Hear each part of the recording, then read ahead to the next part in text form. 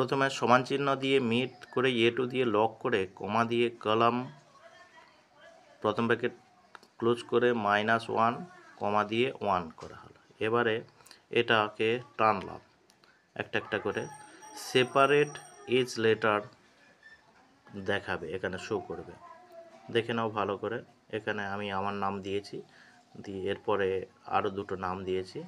এটাকে চেঞ্জ করতে হলে শুধু A2 জায়গায় A3 দিয়ে দিতে হবে, লক থাকবে, F4 দিয়ে লক।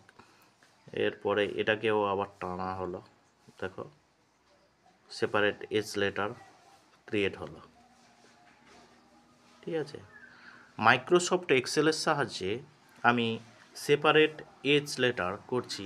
দেখো তৃতীয়টা সেম, শুধু চেঞ্জ করে দিলে হয়ে যাবে A4।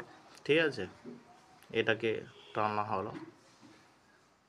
ঠিক আছে, ভালো করে দেখে নাও মাইক্রোসফট এক্সেলের সাহায্যে সেপারেট এজ লেটারের কীভাবে ক্রিয়েট করবে।